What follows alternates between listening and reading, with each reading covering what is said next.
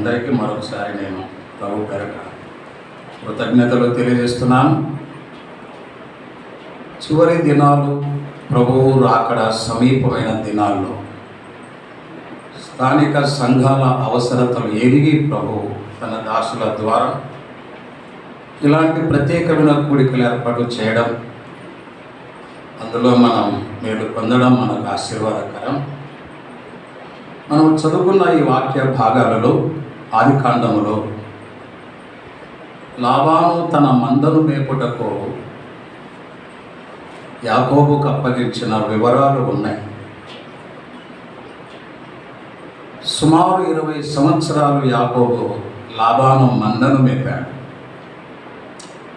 మీరు నిర్గమకాండం 3వ అధ్యాయం చదివితే అక్కడ దేవుడు పిలువగా ఇత్రో మందను మోసే 40 సంవత్సరాలు మేపాడు. ఇక తర్వాత మోసేకు వివాహం, తర్వాత ఈ యాకోబు కూడా వివాహం. మందను 20 సంవత్సరాలు, లాబాను మందను 20 సంవత్సరాలు మేపిన యాకోబు, ఇత్రో మందను 40 సంవత్సరాలు మేపిన మోషే. దావీదు ఉన్నాడు. దావీదు కూడా తన తండ్రి గొర్రెలను మేపినవాడు. 16వ అధ్యాయము 17వ అధ్యాయములో సమూయేలు మొదటి గ్రంథములో ఇవి చూడగలం. నేను నా తండ్రి గొర్రెలను కాయుచుండగా అని రాశాను. తండ్రి గొర్రెలను మేపినవాడు, కాసినవాడు దావీదు. ఇత్రో మందను మేపినవాడు మోషే. లాబాను మందను మేపినవాడు యాకోబు. మనము కూడా దేవుని మందను మేపుతున్నాం. మనకు దేవుడు ఒక బాధ్యత అప్పగించాడు, అది దేవుని మంద. యాకోబులో నుండి అయినా, మోషేలో నుండి అయినా, దావీదులో నుండి అయినా వారు మందను మేపిన సందర్భాలలో వారు పడిన ప్రయాస, కష్టం, వారు బాధ్యతలు ఈ కృత నిబంధన సంఘకాలంలో ఉన్న స్థానిక సంఘాలలో మనకు ఎన్నో ఆత్మీయ పాఠాలు నేర్పుతున్నాయి. మనం చదివిన ప్రారంభ వచనం చూడండి, ఎవరైనా చదివి సహకరించ 30 అధ్యాయంలో, ఆదికాండం 30 అధ్యాయంలో మనం చదివిన వాక్య భాగం. ఆ మాట వచనం ఏదని 36వ వచనం చూడండి.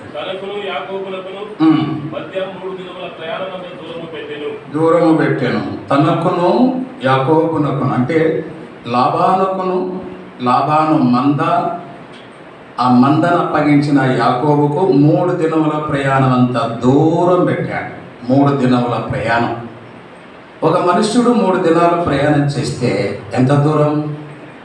అంత దూరములో యాకోబును తన మందను పెట్టాడు లాబాను. 3 దినాల ప్రయాణం. 3 దినాలంటే మనకు చాలా పాఠాలు ఉన్నాయి. యేసు ప్రభు సమాధిలో నుండి 3వ దినమున తిరిగి లేచాడనే పాట వింటున్నాం, సువార్త. అసలు మన వయస్సే, మన యాత్రనే 3 దినాలు. బాల్యము, యవ్వనము, వృద్ధాప్యం. ఈ 3 దినములు అనేవి బైబిల్లో చాలా స్థలాల్లో రాయబడ్డాయి. పరలోకపు తండ్రి మంద మన భూమి మీద ఉన్న మనకు తన మందను అప్పగించాడు. ఈ 3 దినాల ప్రయాణంలో మంద. లాబాను తన మందను యాకోబుకు అప్పగించి 3 దినముల ప్రయాణం అంతా దూరం పెట్టి ఇంకేం చేశాడు? ఏం చేశాడంటే, దానికంటే ముందు ఒక వచనం చూడండి, 32వ వచనం చూడండి. 32వ వచనం. పొడలైనను మచ్చలైనను గల ప్రతి గొర్రెను,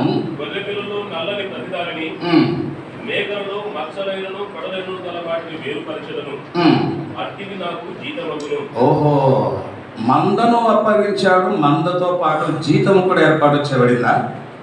అసలు మేనేజ్మెంట్ దగ్గర వెళ్తే మేనేజ్మెంట్ వాళ్ళే, ప్రభుత్వం వాళ్ళే జీవితం ఏర్పాటు చేయాలి. కానీ ఇక్కడ యాకోబే ప్యాకేజ్ అడుగుతున్నాడు. నీకేం కావాలి అన్నాడు. చూడండి ఆ వచనములో, నీకేమి కావాలి? 31 చూడండి. అప్పుడు అతడు, నేను నీకేమి ఇవ్వవలను అడిగాడు. ప్యాకేజ్ ఏం కావాలో చెప్పు. ఇప్పుడు ప్యాకేజే కదా కావాల్సింది. ఈ సాఫ్ట్వేర్ ఇంజనీర్లకంతా కంపెనీ వాళ్ళు ఇచ్చేది కాదు, వీళ్ళు అడుగుతారు నీకు ఎంత ఇవ్వాలి ప్యాకేజ్, ఎన్ని లక్షలు డిమాండ్ చేస్తారు. వారికి నచ్చినంత జీతం ఏర్పాటు చేస్తున్నారు. లాబాను యాకోబు వారి మధ్య జరిగిన సంభాషణ, నేను నీకేమి ఇవ్వవలను అన్నాడు లాబాను. నాకా ఇక క్రింద చెప్పాడు, మచ్చలు గలవి నా నల్లవి అవన్నీ నీవగునవి లేనివి నావి అన్నాడు. ఇవి మందను అప్పగించిన తర్వాత లాబాను యాకోబుకు మందను మేపే యాకోబుకు జీతము కూడా ఏర్పాటు చేయబడింది. జీతము కూడా ఏర్పాటు చేయబడింది. ఇక తర్వాత వచనాల్లో మనం చూస్తాం. దీనికి సపోర్టుగా నిర్గమకాండం 2వ అధ్యాయం 9వ వచనం చూడండి. ఇక్కడ మోషే తల్లిదండ్రులు రాజుకు భయపడి 3 మాసాలు దాచారు, కానీ దాచలేక జమ్ము పెట్టెలో మోషేను వదిలిపెట్టారు నీళ్ళల్లో. ఐగుప్తు నదిలో ఆ నైలు నదిలో ఆ చిన్నవాడిని, చిన్న బాలుడిని నీళ్ళలో వదిలిపెట్టినప్పుడు ఫరో కుమార్తె చూచి చెలికత్తెతో పిలిపించి తెప్పించి, పాలు కావాలి కదా, చదవండి 2వ అధ్యాయం 9వ వచనం. ఫరో కుమార్తె ఆమెతో, ఈ బిడ్డను తీసుకొని పోయి నా కొరకు వారికి పాలిచ్చి పెంచుము, నేను నీకు జీతం ఇస్తా అన్నది. అంటే మందను మేపితే జీతం ఉంది, పాలిచ్చి పెంచితే కూడా జీతం ఉన్నదా? ఈమె ఫరో కుమార్తె, ఈమె స్త్రీయే, కానీ మీ వద్ద పాలు లేవు. పాలిచ్చేవారు కావాలా? ఎవరు పాలిస్తారు? తల్లి యాకోబు కుమారుని కన్నది కాబట్టి తల్లిలో పాలు ఉన్నాయి. ఈమె స్త్రీయే, కానీ పాలు లేవు. పాలు లేదని గ్రహించింది ఆమె. నా వద్ద పాలు లేవు, నా రొమ్ములో పాలు లేవు, నా వద్ద పాలు లేవు. ఇదిగో ఈ బిడ్డను తీసుకొని నాకు పెంచు, నీకు జీతం ఇస్తా. ఇది నిర్గమకాండములో చెప్పాడు. మీరు కొరింథీ మొదటి పత్రిక 3వ అధ్యాయము 2వ వచనం చూడండి. దానికంటే ముందుగా 4వ అధ్యాయము 16వ వచనం చదివి 3వ అధ్యాయం 2వ వచనం చదవండి. కొరింథీ మొదటి పత్రిక 4వ అధ్యాయం 16వ వచనం. కొరింథీ విశ్వాసులారా, మీకు ఉపదేశకులు బోధకులు 10,000 మంది ఉండవచ్చు, తండ్రులు లేరు. మీకు తండ్రులు అనేకులు లేరు. తండ్రి ఒకటే కదా, ఆ క్రీస్తు యేసునందు నేను మిమ్మును కంటిని అన్నాడు. 4:16లో సువార్త ద్వారా కొరింథీలో ఉన్న వారిని కన్నాడు. కన్నవాడు ఏం చేస్తున్నాడు? 3:2 చూడండి. బలము చాలక పోయినందున ఈ మాట పౌలు చెప్పినప్పుడు మీకు ఉపదేశకులు 10,000 మంది ఉండవచ్చు కానీ అన్నాడు కదా. ఆ 10,000 మందిలో ఎవరు కూడా పాలిచ్చి పెంచుతానని చెప్పలేదు. బోధిస్తున్నారు కానీ పాలిచ్చి పెంచి తిని అని పౌలు చెప్పినట్లుగా 10,000 మంది ఉపదేశకులలో ఎవరు కూడా చెప్పలేకపోయారు. ఒక పౌలు ఎందుకు చెప్పాడు అంటే, నేను మిమ్మల్ని క్రీస్తు యేసునందు సువార్త ద్వారా నేను మిమ్మల్ని కన్నాను. కన్న తల్లిలో పాలు ఎలా ఉండునో సువార్త అనేది ఒక ప్రయాస, భారము, వేదన. ఒక బిడ్డను కనడానికి తల్లి వేదనతో, కన్నీళ్లతో, వేదనతో బిడ్డను కంటుంది. కన్న తర్వాత బిడ్డకు పాలిస్తుంది. ఆ తల్లిలో నుండి వచ్చే పాలే కావాలి కానీ పోత పాలు కాదు. తల్లి పాలు, ఆ పాలు ప్రపంచమంతా ఎత్తున్నారు, ఆడిస్తున్నారు.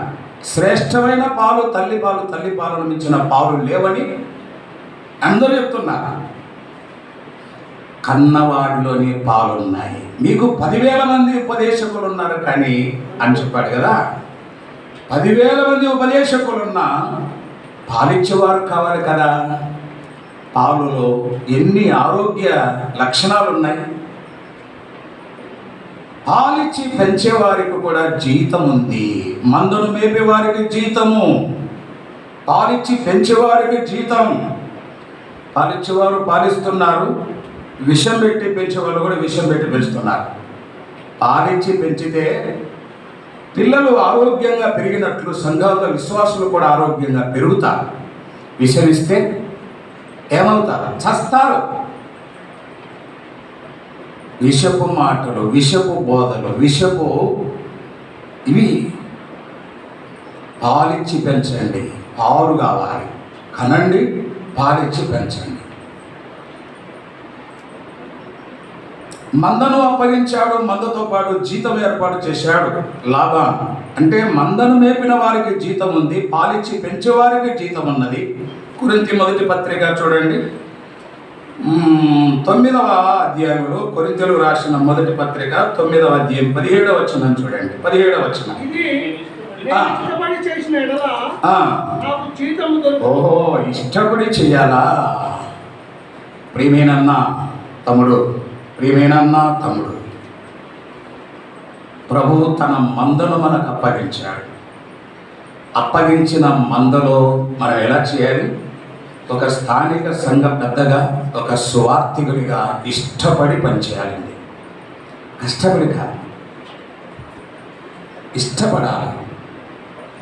లాబాను మందను అప్పగించగా ఎంత ఇష్టపడ్డాడు? లాబాను యాకోబునకు మందను అప్పగించగా లెక్క చేయలేదు అని రాయలే. ఎంత కేరింగ్, ఎంత జాగ్రత్త, ఎంత కష్టపడ్డాడు. ఇష్టపడి పని చేస్తే జీతం ఉంది, జీతం. ఇక కింద చెప్పాడు, అసలు ఉచితముగా సువార్త ప్రకటించుడే నాకు జీతం అన్నాడు. క్రింద వచ్చిన ఎన్న వచ్చినవయ్యా? క్రింద అట్లయితే నాకు జీతమేమి? జీతమేమి? నేను సువార్తను ప్రకటించినప్పుడు సువార్త యందు నాకున్న అధికారులను పూర్ణముగా వినియోగించుకోకుండా సువార్తను ఉచితముగా ప్రకటించుడే నాకు జీతం అన్నాడు. జీతం ఉంది, జీతం ఉంది. సువార్త ఉచితంగా ప్రకటిస్తే జీతమా? ఇది ఎట్లా సాధ్యం? ప్రకటన 22:12లో చెప్పాడు, ఇదిగో నేను త్వరగా వచ్చుచున్నాను, వాని క్రియ చొప్పున ప్రతి వానికి ఇచ్చుటకు సిద్ధపరచిన జీతము నా యొద్ద ఉన్నది. జీతము ఇక్కడ కాదు జీతాలు, అక్కడ జీతం ఇవ్వబోతున్నాడు. తిమోతికి రాసిన మొదటి పత్రిక 5వ అధ్యాయం 19వ వచనంలో చెప్పాడు, వర్కర్స్కు చెప్పిన మాట, పనివారికి. 5:19. 1 తిమోతి 5వ అధ్యాయం 19వ వచనం. పనివాడు పనివాడు అంటే ఎవరు?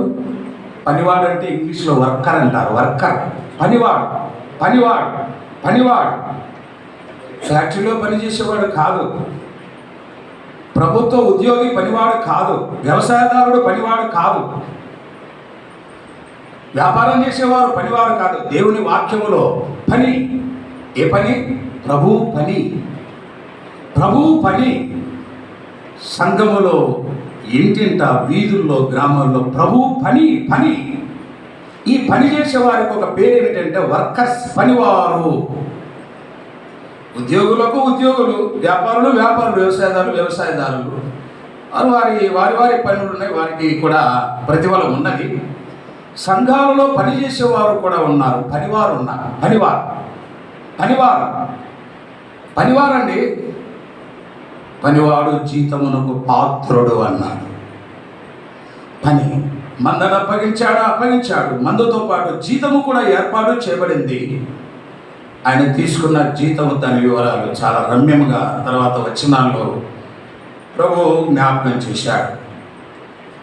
మరొక వచనం చూడండి, ఆదికాండము 37వ అధ్యాయము లేదా 30 అధ్యాయము 36వ వచనం చూడండి. 30-36 ఆదికాండములో 30 అధ్యాయము 36వ వచనం. పెట్టాను. చదవండి, లేదా 33 చూడండి. 33 ఇక మీదట నాకు రావాల్సిన జీతమును గురించి నీవు చూడవచ్చినప్పుడు నా న్యాయ ప్రవర్తనే నాకు సాక్ష్యమగును. యాకోబు లాబాను మందను మేపు సమయములో న్యాయమైన ప్రవర్తన కలిగి మందను మేపినవాడు, న్యాయమైన ప్రవర్తనతో మందను మేపినవాడు. అన్యాయముగా కాదు, అక్రమముగా కాదు, బలవంతముతో కాదు, న్యాయమైన ప్రవర్తన. నీవు చూడవచ్చినప్పుడు నా న్యాయమైన ప్రవర్తన నీకు కనబడుతుందని లాబానుతో యాకోబు చెప్పడం. అయ్యా, ఒకనాడు ప్రభు చూస్తాడు. మందను మేపే, దేవుని సంఘాన్ని మేపే, కాసే మనను కూడా మన న్యాయమైన ప్రవర్తన ప్రభు దగ్గర కనబడుతుంది. ఒకనాడు న్యాయంగా ఉన్నామా? మంద దగ్గర అసలు మన ప్రవర్తన సంఘము పట్ల న్యాయ ప్రవర్తన కలిగి ఉన్నామా లేదా అని ప్రభు చూస్తాడు. అది నీకు తెలుసు. అది నాకు జీతం ఇవ్వడానికి వచ్చినప్పుడు అది నీకు తెలుస్తుంది. నా న్యాయ ప్రవర్తన ఎలాంటిదో మనకు తెలుసు కదా. న్యాయం ఏదో, అన్యాయం ఏదో, క్రమమేదో, అక్రమమేదో, క్రమమా అక్రమమా, న్యాయమా అన్యాయమా, దేవుని సంఘ బాధ్యతలు ప్రభు మనకు అప్పగించుండగా ఆ సంఘం పట్ల మనం ఎలా ప్రవర్తిస్తున్నాం, మన ప్రవర్తన ఎలాగుంది, అది యాకోబు లాబానుతోనే చెప్పగలిగాడు. 33వ వచనంలో మరొక వచనాన్ని మీకు జ్ఞాపకం చేస్తున్నాను. 31వ అధ్యాయం చూడండి. అది ఆదికాండం 31వ అధ్యాయము 6వ వచనం చూడండి. 6వ వచనం, మీ తండ్రికి నా యావత్ శక్తితో కొలువు చేసింది అని మీకు తెలిసే ఉన్నది అని భార్యతో చెప్తున్నాడు. మీ తండ్రికి లేదా నీ తండ్రి మందకు నేను నా యావత్ శక్తితో కొలువు చేశాను అన్నాడు. కొలువ ఎన్నా మందను మేపడము అనేది యాకోబు దృష్టిలో అది ఒక కొలువుతో పోల్చుకున్నాడు. కొలువు మాకు తెలియదు కానీ మేము చిన్న వయసులో పల్లెల్లో ఏమనేవాళ్ళంటే సర్కారు కొలువులు ఉన్నారు. మా ఆయన కొలువు అంటే అది ఒక ఉద్యోగం అని. సర్కారు కొలువులో ఉన్నారు, ప్రైవేటు కొలువులో ఉన్నారు. కొలువు అనేది జీవనోపాధి కొరకైన కొలువు, అది ఒక ఉద్యోగం, అది లోకములో. యాకోబు తన మామను మందను మేపుచుండగా మందను మేపే విధానాన్ని గురించి కొలువు అన్నాడండి. ఇది ఒక వన్ కైండ్ ఆఫ్ జాబ్. మందను మేపడం, సంఘం మేపడం, సేవ అనేది ఒక ఉద్యోగంతో సమానం.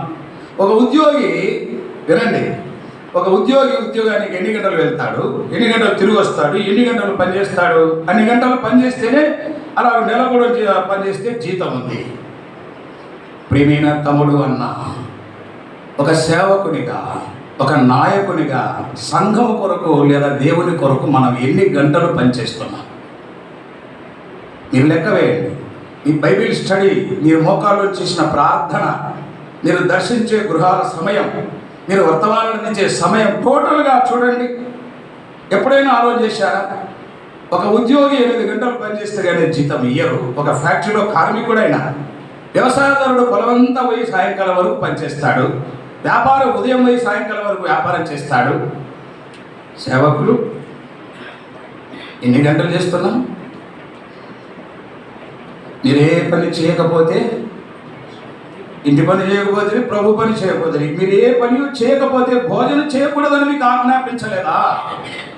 తెస్సలోనికీయులకు రాసిన మొదటి పత్రిక 4వ అధ్యాయంలో పౌలు చెప్పాడు, ఏ పని చేయరా, ఏ పని చేయకపోవడం ఒక తప్పు, పనుల తొలగిపోవడం మరొక తప్పు.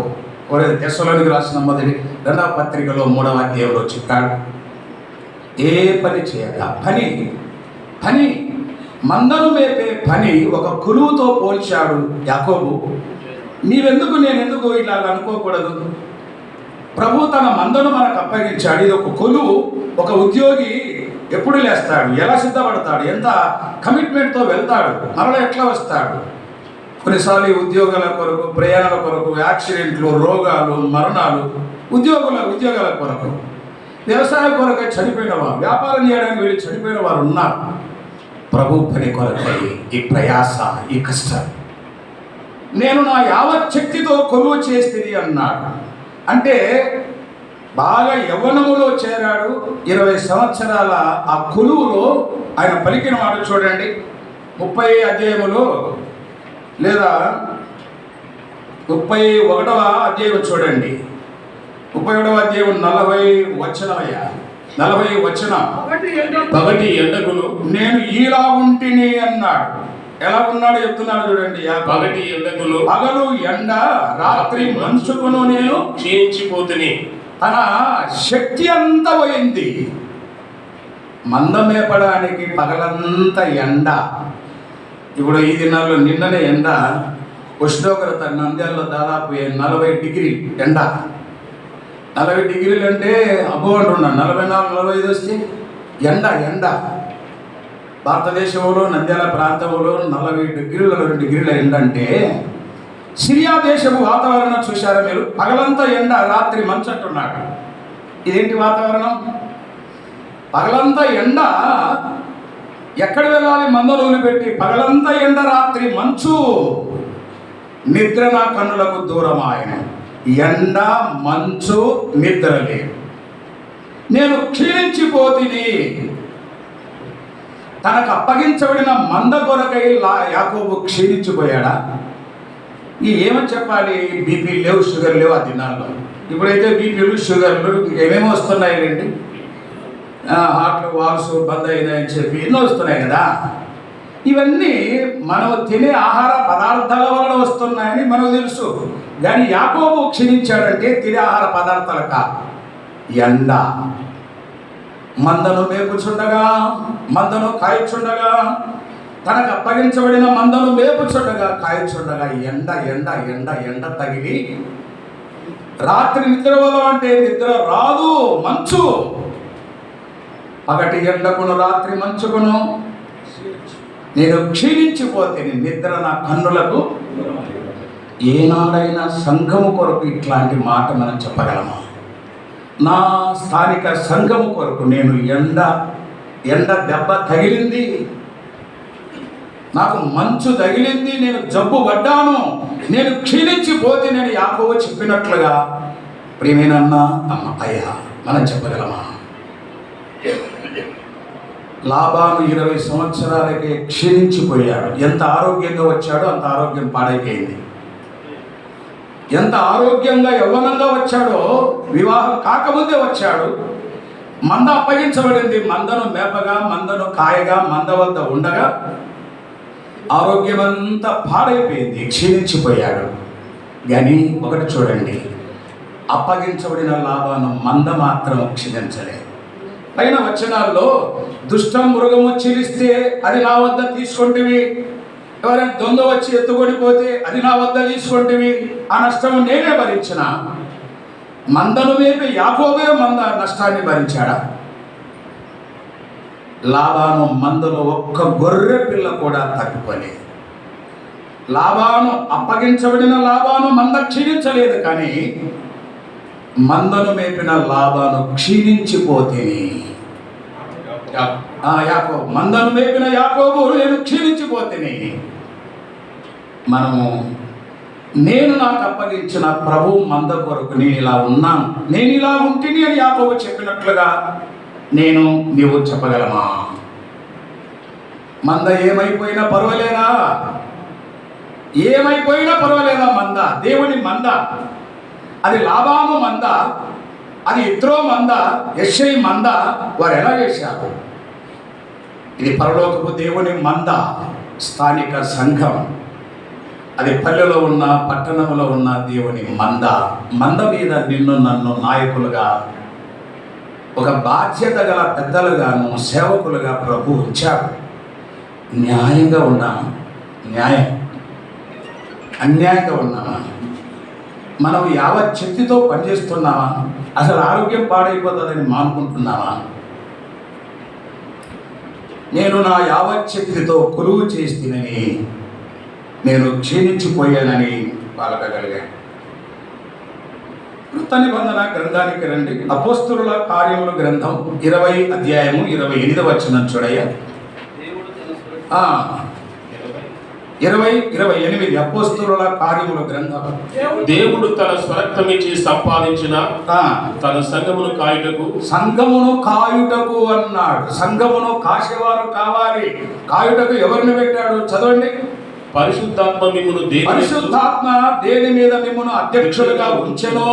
ఆ యావత్ మందను గురించి. మంద, అది యావత్ మంద.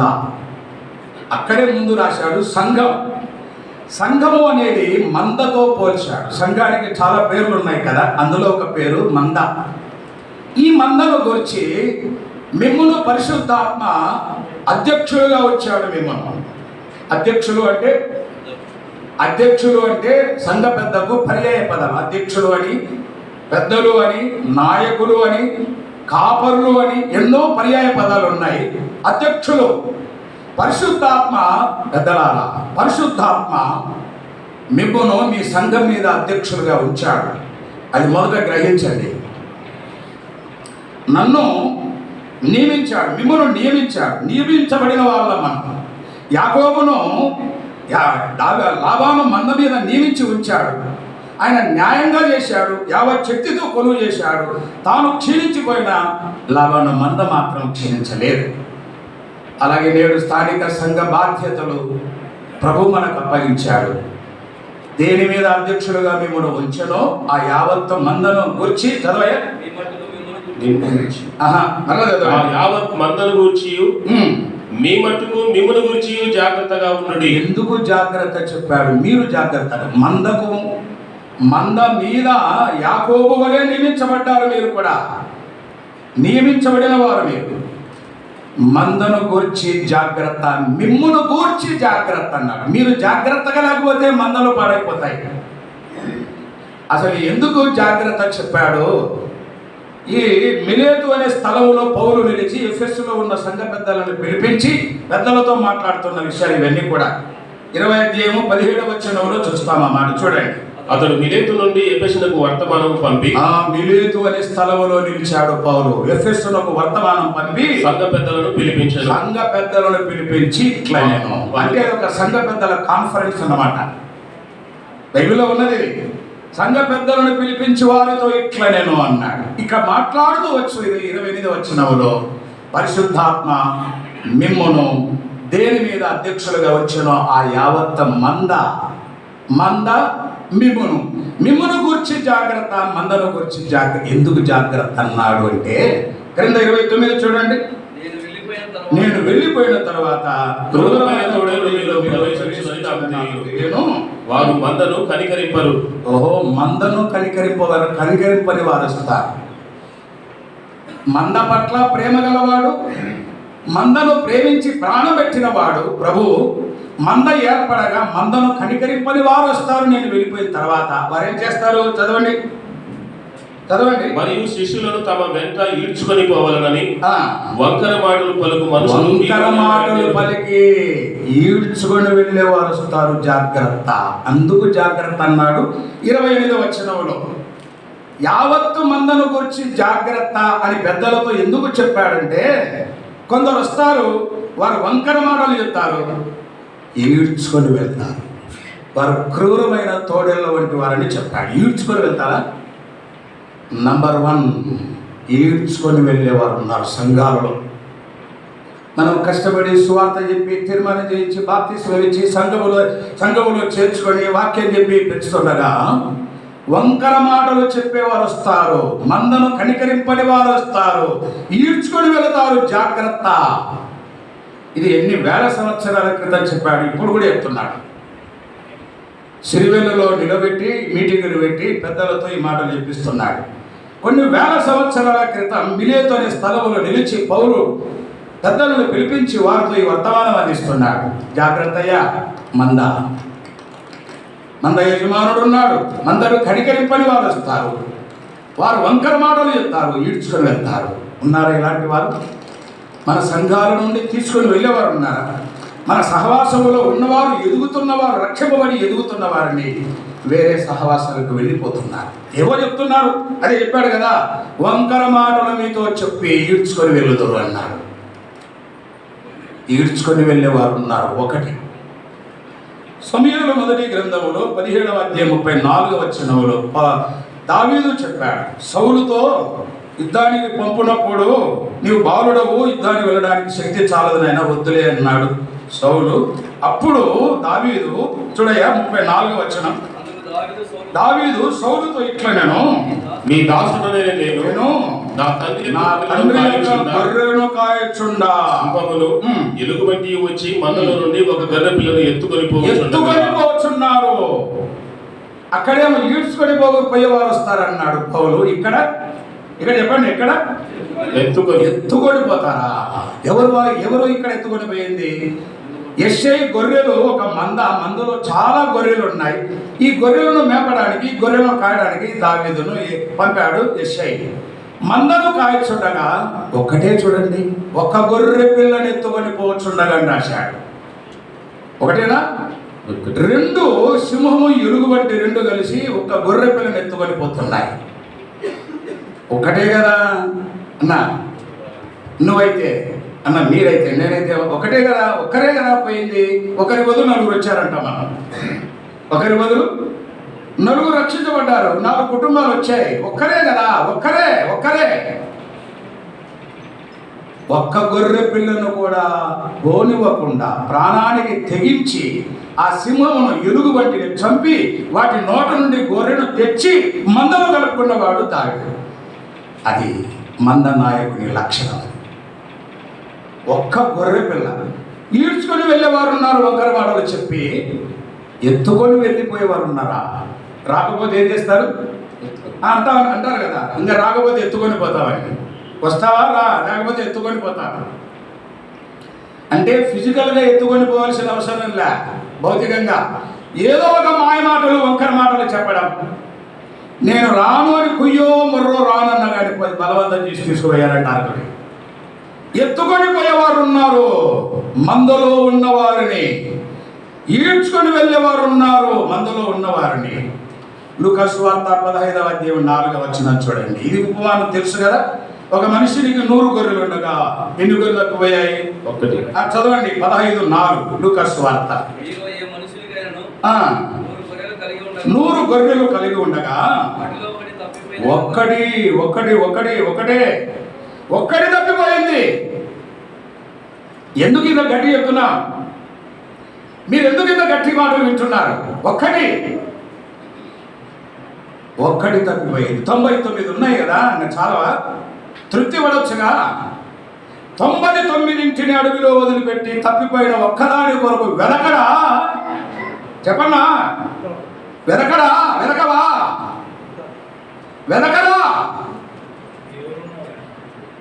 ఆలోచన చేయండి. ఎన్ని గొర్రెలు తప్పిపోయాయి, ఎన్ని గొర్రెలు ఈడ్చుకొని వెళ్ళారు, ఎన్ని గొర్రెలు ఎత్తుకొని వెళ్ళారు. ఎంతమంది విశ్వాసులు సంఘాల్లో వెళ్ళడా? ఈ 99 అడవిలో వదిలిపెట్టి వెదికి దొరకగా దాన్ని భుజం మీద వేసుకొని తెచ్చి యాకోబు తెచ్చి మందలో, ఈ కాపరి తెచ్చి మందలో అని రాయబడింది. ఇంకొక విచిత్రమైన మాట ఏంటంటే యోబు గ్రంథం 24వ అధ్యాయం 2వ వచనం చూడండి. కొందరిని ఈడ్చుకొని వెళ్తున్నారు, కొందరిని ఎత్తుకొని వెళ్తున్నారు, కొందరు విశ్వాసులు తప్పిపోతున్నారు. 24 కొందరు విశ్వాసులు తప్పిపోతున్నారు. 24వ అధ్యాయం 2వ వచనం చూడండి. సరిహద్దు రాళ్లను తీసివేయువారు కలరు. వారు అక్రమం చేసి మందలను ఆక్రమించుకొని వారు ఉన్నారు అన్నాడు. ఇది ఏంటో విచారం చూడండి. అంటే సంఘాలు ఆక్రమించుకునేవారు. మందలంటే పాత నిబంధన ఎన్ని చెప్పుకున్నా ఇవన్నీ కూడా మందలైనా గొర్రెలైనా అన్ని కూడా అంత విశ్వాసులము సంఘాలే కదా. మన పాఠం అక్కడికే వచ్చేది చివరికి.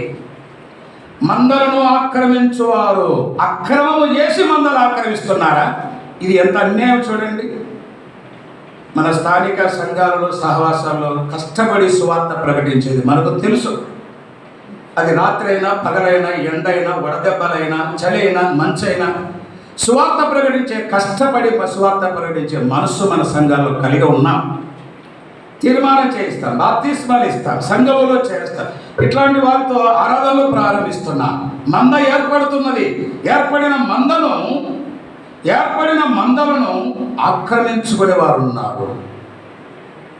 మందలను ఆక్రమించుకునేవారు ఉన్నారన్నా ఎక్కడైనా గమనించారా? సంఘాలు, మన సహవాసంలో ఎవరైనా ఆక్రమించుకున్నారా? ఇక్కడ ఎందుకు లేండి, చాలా ఉన్నాయి. సహవాసంలో మనం కష్టపడి పనిచేస్తే సంఘాలు ఏర్పడితే ఇది మాది అని ఆక్రమించుకొని, అక్కడ రాస్తాడు చదవయ్యా, ఆక్రమించుకొని అక్రమం చేసి వాటిని మేపుదురు. మావైనట్టు మేపుతున్నారు. వాళ్ళవి ఎవరు పనిచేశారు? ఎక్కడ పనిచేశారు? పౌలన్నాడు కొన్ని రోమపత్రికలో, మేము మేరలు దాటి పని చేయలేదు, మా మేరలోనే మేము పనిచేశాము. తమకున్న మేరలో హద్దులో పనిచేశారు. సంఘాలు ఏర్పడ్డాయి. ఏర్పడిన సంఘాలను ఆక్రమించుకునే వారు ఉన్నారండి. మీరే ఆలోచన చేయండి. ప్రారంభ దినాల్లో ఉన్న సంఘాలు ఇప్పుడు ఎక్కడ ఉన్నాయి చూడండి. 4 రకాలైన విధానాలు కనబడుతున్నాయి. అందుకే దేని మీద మిమ్మల్ని అధ్యక్షులుగా పరిశుద్ధాత్మ వచ్చను ఆ యావత్తు మందను గురించి జాగ్రత్తగా ఉండు అన్నాడు. జాగ్రత్త లేకపోతే ఈడ్చుకొని వెళ్తారు, వంకర మాటలు చెప్పి. జాగ్రత్త లేకపోతే ఎత్తుకొని వెళ్తారు. జాగ్రత్త లేకపోతే తప్పిపోతాయి గొర్రెలు కూడా. సంఘములోని విశ్వాసులు తప్పిపోతారు. జాగ్రత్త లేకపోతే సంఘాన్ని ఆక్రమించుకుంటారు. అందుకే పరిశుద్ధాత్మ దేవుని దాసుడు లూకా ద్వారా, ఈ గ్రంథకర్త లూకా, అపోస్తలుల కార్యముల గ్రంథకర్త, దేని మీద మిమ్మల్ని అధ్యక్షులుగా ఉంచెను, పెద్దలుగా ఉంచెను, నాయకులుగా ఉంచెను, ఆ మందను గురించి జాగ్రత్త అన్నాడు. ఇది ఇక్కడ ఈ గ్రంథంలో చెప్పాడు. మరొక మాట చదువుదాం చూడండి. సమూయేలు గ్రంథంలో మనం విన్నాం. తర్వాత వచనం చూడండి. అపోస్తలుల కార్యములు గ్రంథములో నుండి మనం చదువుకున్న వాక్య భాగం. ఆ మంద కొరకు ప్రయాసపడ్డాడు, ఆ మంద కొరకు కష్టపడ్డాడు. ఆ వచనాన్ని కూడా మీకు జ్ఞాపకం చేస్తున్నాను. ఆది కాండములో నుండి చూడండి. ఆది కాండములో 31వ అధ్యాయము 42వ వచనం చూడండి. ఆది కాండం 31వ అధ్యాయం 42వ వచనం. మా తండ్రి దేవుడు, అబ్రహాము దేవుడు, ఇస్సాకు భయపడిన దేవుడు నాకు తోడై ఉండని ఎడల నిశ్చయముగా నీవు నన్ను ఒట్టి చేతులతోనే పంపివేసి ఉందువు. దేవుడు నా ప్రయాసమును నా చేతుల కష్టమును చూసి పోయిన రాత్రి నిన్ను గద్దించినని లాభాలతో యాకోబు చెప్పడం. దేవుడు నా చేతుల కష్టమును, చెప్పండి, దేవుడు నా చేతుల కష్టమును, నా ప్రయాసమును చూచాడు. లాబాను తనకు అప్పగించబడిన మంద పట్ల యాకోబు ప్రయాసపడ్డాడు, చేతులతో కష్టం చేశాడు. ఈయన ఏం చేశాడబ్బా చేతులతో కష్టం అంటే, ఒక చోట ఆ మంద నీళ్లు త్రాగడానికి వచ్చినప్పుడు ఏం చేసేవాడు? చూలు కట్టాలని జీతం ఏర్పాటైంది కదా, ఆ చాని చువ్వలు తెచ్చి వాటి తొక్కలు ఒలిసి ఆ నీళ్ళలో పాతగా నీళ్లు త్రాగుతూ చూలు కట్టేవి ఇవన్నీ. ఆ ఒలిచిన తొక్కలు గల వాటిని చూచినప్పుడు అట్లనే ఈనేది. అవే కొన్నిసార్లు పెట్టేవాడు కదా, అట్లే ఈనేది. కొంతమంది పడగదుల్లో గర్భిణీ స్త్రీలు ఉంటే చిన్న బిడ్డలు, ముద్దు బిడ్డలు ఫోటోలు పెడతారు. ఎందుకని? ఆ బిడ్డను చూసి ఆ బిడ్డ లాంటి వాళ్ళని కనాలని.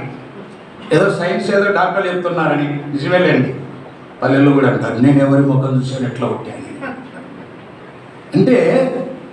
యాకోబు తన మందను ఎట్లా కష్టపడ్డాడో చూడండి. ఆ చువ్వలు నరుక్కొని రావడం, నీళ్ళలో పాతడం, తొక్కలు వలసడం, నీళ్లు తాగుతూ వాటి వైపు చూడడం, చూలు కట్టడం, ఎన్ని అన్యాయం లేకుండా చేశాడు చూడండి. నీ తండ్రికి నేను ఎట్లు కొలువు చేస్తున్నాము అన్నాడు.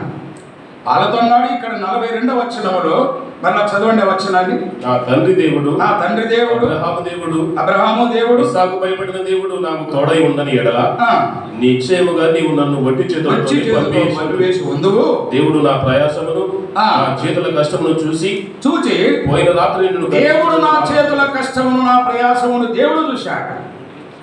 అన్నా, అయ్యా, సంఘము కొరకు నీవు నేను పడే ప్రయాస దేవుడు చూస్తాడు అని చెప్తామా? ఇంత ప్రయాసపడుతున్నామా?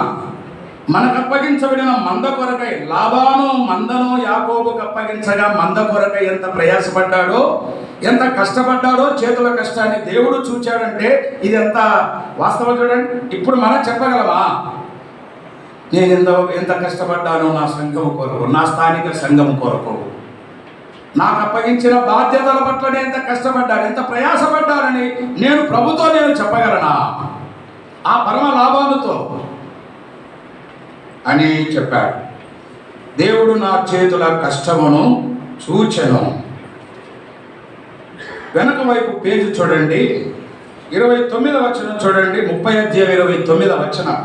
అందుకు యాకోబు యాకోబు చూచి, నేను నీకెట్లు కొలువు చేస్తును, నీ మందలు నా యొద్ద ఎట్లుండెను అన్నాడు.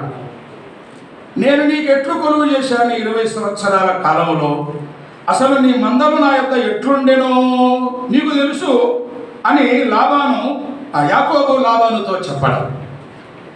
ప్రభువా, నీవు నాకు అప్పగించిన ఈ మంద పట్ల నేను ఎలా ఉన్నానో నీకు తెలుసు ప్రభువా అని నేను చెప్పగలనా? నీవు చెప్పగలవా? నీ మందలు నా యొద్ద ఎట్లుండెనో, నీ మందలు నా యొద్ద ఎట్లుండెనో నీకు తెలుసు. ఎంత నిర్భయంగా ఉన్నాయి. లాబాను మందలన్నీ మేపుచున్న యాకోబు వద్ద ఎంత నిర్భయంగా ఉన్నాయి. సంఘ విశ్వాసులు మన వద్ద నిర్భయంగా ఉండాలి, భయము లేకుండా ధైర్యంగా ఉండాలి. నీ మందలు నా యొద్ద ఎట్లుండెనో అది నీకు తెలుసు అన్నాడు. ఇంకా ముఖ్యమైన మాట చూడండి, అక్కడే చదవయా. నేను రాకమునుపు నీకుండినది కొంచెమే, అయితే అది బహుగా అభివృద్ధి పొందెను. ఎంత అభివృద్ధి అయింది అంటే లాబాను మందను మేపిన యాకోబు వచ్చిన తర్వాత లాబాను మందలు ఏమయ్యాయి? బహుగా అభివృద్ధి పొందాయి. యాకోబు రాకమునుపు నీకుండినది కొంచెమే, అది ఇప్పుడు బహుగా అభివృద్ధి పొందింది. లాబాను మందలన్నీ వృద్ధి కాదు, బహుగా అభివృద్ధి పొందాయి. యాకోబు లేకపోతే ఇంత వృద్ధి అయ్యేది కాదు. నీవు పెద్దగా వచ్చిన నాటికి నేను సేవకునిగా నాయకునిగా సంఘములో వచ్చేప్పటికీ మన సంఘాలు ఎలా ఉన్నాయి? ఇప్పుడు ఎలా ఉన్నాయి? మనం వచ్చిన నాటికి మన సంఘాలు ఎలా ఉన్నాయి? సంఘాల సంఖ్య ఎంత ఉండేది, ఇప్పుడు ఎంత ఉన్నాయి? ఏమైపోయారు? నేను రాకమునుపు నీకుండినది కొంచెమే, అది ఇప్పుడు బహుగా అభివృద్ధి పొందింది. ఒక సేవకుడు, ఒక స్వార్థికుడు సేవకు వచ్చిన తర్వాత వృద్ధి కావాలా? సంఘాలు క్షీణించిపోవాలా? ఎక్కడా? నేను రాకమునుపు నీకుండినది కొంచెమే, నేను వచ్చిన తర్వాత ఇంత బహుగా అభివృద్ధి పొందింది. చెప్పగలమా? ఒక సంఘంలో ఏమనుకోకండి, ఒక సంఘంలో చెప్తున్నారు, దాదాపు మా సంఘం నుండి 20 మంది రావడం లేదు. ఎవరు చెప్తున్నారంటే సువార్తి కూడా చెప్తున్నాడు. ఎందుకు రావడం లేదు? మీరు వచ్చారు కదా, మీరు వచ్చిన తర్వాత రాకమునుపు సంఖ్య తక్కువగా ఉండవచ్చు, కానీ వచ్చిన తర్వాత అది వృద్ధి కావాలి. సువార్థికుడు ఉన్నాడు అంటే సంఘాలు వృద్ధి కావాలి. పెద్దలు ఉన్నారంటే పెద్దలు నడిపించగలరు, చేయగలరు, బోధిస్తారు. కానీ పెద్దల వలన కాదు, స్వార్థికుడు సువార్త చెప్పడం వలన, సువార్త వలన ఆత్మలు రక్షింపబడుట, బాప్తిస్మాలు, సంఘాలు విస్తరిస్తాయి, అభివృద్ధి చెందుతాయి. పెద్దల బాధ్యతలు పెద్దలవే, సువార్థికుల బాధ్యతలు సువార్థికులవే. వారివి వీరి కాదు, వీరి వారివి కాదు. యాకోబు తనకు అప్పగించబడిన మందన అప్పగించబడిన దినము నుండి అసలు 3 దినముల ప్రయాణం అంతా దూరం పెట్టాడు కదండి. సౌకర్యాలు లేవు, వనరులు లేవు, వసతులు లేవు, నిద్ర ఏమి, పడకలేమి, లైట్ ఏమి, తినడేమేమి, నీళ్ళేమి. మనకున్న వసతులు ఏంటి? దినాలు ఎన్ని వసతులు, ఎన్ని వనరులు, మనం ధరించే బట్టలు, మనం ఉండే నివాసాలు, మన కుటుంబాలు, మన పిల్లలు, మన భార్య, మన పిల్లలు, వారి సంపాదన, మనం ఎంత వృద్ధి అవుతున్నాం. కుటుంబాలు వృద్ధి అవుతున్నాయి, సంపాదన వృద్ధి అవుతుంది. మనం ఉండే సంఘాలు వృద్ధి అవుతున్నాయా, క్షీణించిపోతున్నాయా? నేను క్షీణించాను, కానీ నాకు అప్పగించబడిన లాబాను మంద క్షీణించలేదన్నాడు యాకోబు. ఈనాడు మన సంఘాలు మనం బాగున్నామండి, ఆరోగ్యంగా ఉన్నాం, ప్రభుకు స్తోత్రం. పిల్లలు బాగున్నారు, సంపాదన బాగుంది, కుటుంబాలు బాగున్నాయి, ఇల్లులు బాగున్నాం. సంఘాలు ఎలా ఉన్నాయి? నేను రాకమునుపు నీకుండినది కొంచెమే, నేను వచ్చిన తర్వాత అది బహుగా అభివృద్ధి పొందింది. యాకోబు ఎంత అభివృద్ధి పొందాడో, లాబాను మందలు ఎంత అభివృద్ధి చెందాయో, లాబాను మందలను మేపిన యాకోబు కూడా అభివృద్ధి పొందాడు. 30 అధ్యాయం 43వ వచనం చూడండి. ఆ ప్రకారము 43వ వచనం. ఆ ప్రకారము ఆ మనుషులు అత్యధికముగా అభివృద్ధి, యాకోబు అత్యధికముగా అభివృద్ధి పొంది ఇస్తాను 20 సంవత్సరాలు మందను మేపిన తర్వాత లాబాను మందలు బహుగా అభివృద్ధి పొందాయి. లాబాను మందలు మాత్రమే కాదు, లాబాను మందలను మేపిన యాకోబు కూడా అత్యధికముగా అభివృద్ధి పొందాను. అది దేవుని ఆలోచన ప్రియులారా. లాబాను మందలు మాత్రమే విస్తరించి అభివృద్ధి చేయలేదు దేవుడు. లాబాను మందలు మేపిన యాకోబును కూడా అత్యధికంగా అభివృద్ధి చేశాడు. కుటుంబాలు, సంఘాలు అభివృద్ధి చెందుతున్నాయంటే కుటుంబాలు కూడా అభివృద్ధి కావాలి. ఇర్మియా గ్రంథంలో 31వ అధ్యాయం కాబోలు, యెరూషలేము క్షేమము మీ క్షేమమునకు కారణమగును. యెరూషలేము క్షేమంగా ఉంటే మీరు క్షేమంగా ఉంటారు. మందిరం క్షేమంగా ఉంటే, సంఘం క్షేమంగా ఉంటే మీరు క్షేమంగా ఉంటారు. మందిరాలు బాగులేకపోతే, సంఘాలు బాగులేకపోతే మనం బాగుండి ఏం లాభం? లాబాను 20 సంవత్సరాల మందను మేపినప్పుడు, కాసినప్పుడు యావత్ శక్తితో కొలువు చేశాడు. న్యాయ ప్రవర్తన కలిగి కొలువు చేశాడు. ఆ కొలువు తర్వాత మందలు క్షేమంగా యాకోబు దగ్గర ఉండేవి. లాబాను మందలు విస్తారంగా అభివృద్ధి పొందాయి, బహుగా అభివృద్ధి పొందాయి.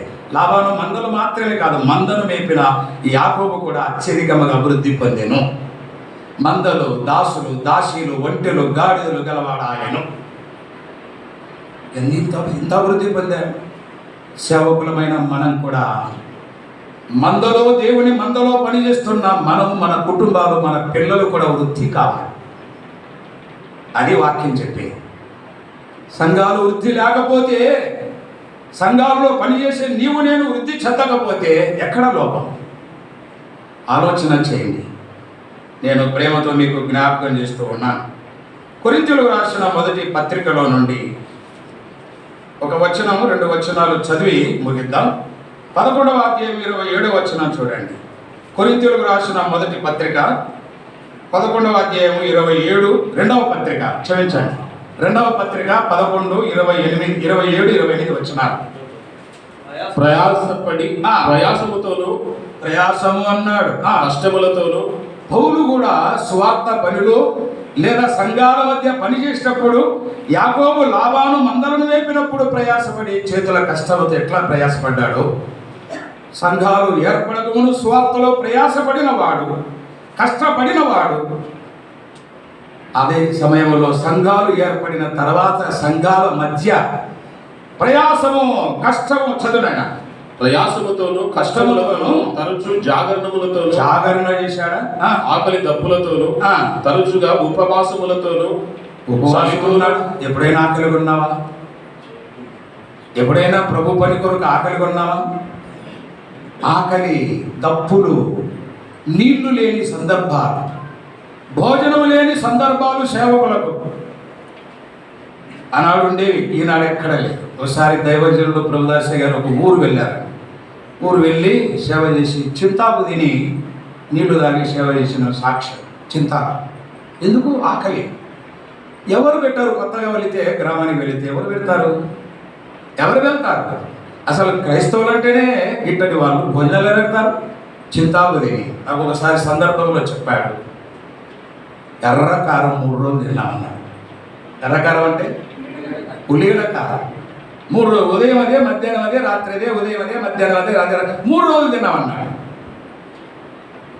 సమృద్ధిగా తినే దినాలు ఉన్నాయి సేవకులు, ఆకలి కొనే దినాలు ఉన్నాయి. పౌలు సమృద్ధిగా ఉండ తెలుసు, ఆకలి కొని ఉండుట తెలుసు, అన్నీ తెలుసు. పౌలు తెలుసు, అయ్యగారి తెలుసు, మనకు కూడా తెలియాలి. ఆకలి తప్పులతో జాగరణ, ఉపవాసము, కష్టము, ప్రయాసం, సేవలు ఇవన్నీ ఎదుర్కొన్నాడు. ఇంకా 28 చెబుతాడు చూడండి. అదే ఇవి కాక సంఘములన్నింటిని గురించే చింతయు కలదు. మీ సంఘముల గురించిన చింత భారం నీకు లేకపోతే, నాకు లేకపోతే, మా సంఘాన్ని గురించిన చింత భారం. పౌలు అంటాడు, సంఘములన్నిటిని గురించిన చింత భారము దినం కాఫీ, టిఫిన్, భోజనాలు తిన్నట్టుగా మనం పౌలుకి ఇదే భోజనం, ఇదే టిఫిన్, ఇవే కాఫీ, నీళ్ళు దినదినం నాకు అధికమవుతున్నదన్నాడు. సంఘాల పట్ల భారము, చింత గలవారు, ప్రయాసపడ్డారు, కష్టపడ్డారు. ఆకలి, దప్పులు, జాగరణ ఇవి మాత్రమే కాకుండా మేము చింత భారము కలిగి ఏ సంఘం ఎలా ఉంది, ఎట్లా ఉన్నారు, ఏం చేస్తున్నారు, ఎందుకు ఇది సంఘములన్నిటిని గురించి చింత మాకు కలదు, ఈ దినం ఈ భారం దినదినం మాకు కలుగుచున్నారన్నాడు.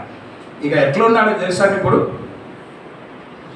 తను ఈ విధంగా కష్టపడగా 12వ అధ్యాయం చూడండి, అదే పత్రికలో కొరింథీయులకు రాసిన 2వ పత్రిక 12వ అధ్యాయం 15వ వచనం. కాబట్టి నాకు కలిగినది యావత్తు ఆత్మల కొరకు బహు సంతోషం. అంటే పౌలుకున్న సొమ్ము అంతా కూడా, పౌలుకున్న డబ్బు అంతా కూడా, పౌలుకున్న సంపాదన, పౌలుకున్న ఆస్తి అంతా కూడా నాకు కలిగినది యావత్తు అన్నాడు. మొత్తం నీ ఆత్మల కొరకు బహు సంతోషముగా వ్యయపరిచిన. ఖర్చు పెట్టిన వాడు ఏమి లేకుండా ఖర్చు పెట్టాడా? మాకు తెలియదు కానీ కొందరు వ్యాఖ్యానకర్తలు చేస్తూ చెప్తున్నారు పౌలు ధనవంతుడు అని, ప్రభుని నమ్ముకోకముందు చాలా ధనవంతుడు అన్న, ఏదో ఓడల వ్యాపారం ఏమేమి ఉన్నాయంటున్నారు, మనకు తెలియదు, బైబిల్లో లేదు లేండి. బాగా డబ్బు గలవాడు పౌలు, పెద్దవాడు కాదు.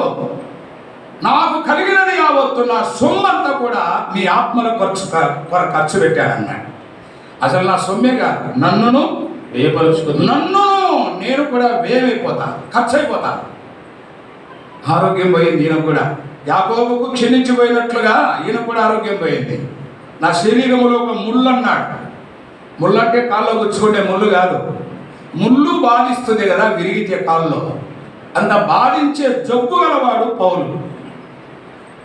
బాధించే జబ్బు గలవాడు, జబ్బులు ఉన్నాయి, బయటకు పోతే దెబ్బలు ఉన్నాయి.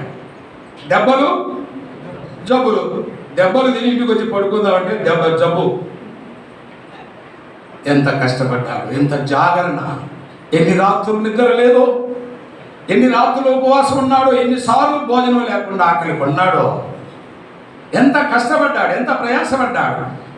తను ప్రయాసపడి కష్టపడి పనిచేశాడు సువార్త కొరకు, సంఘాల కొరకు. అసలు తనకున్న సొమ్మంతా కూడా ఖర్చు చేశాడు.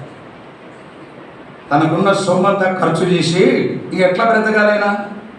ప్రారంభ దినాల్లో ఈ నా చేతులు కష్టపడినవని మీకు తెలుసు, నా కొరకును నాతో ఉన్నవారి కొరకును జీవనం చేయడానికి ఈ నా చేతులు కష్టపడి సువార్త ప్రకటించి మీకు జీవనం చేసి మీకు సువార్త ప్రకటించమన్నాడు.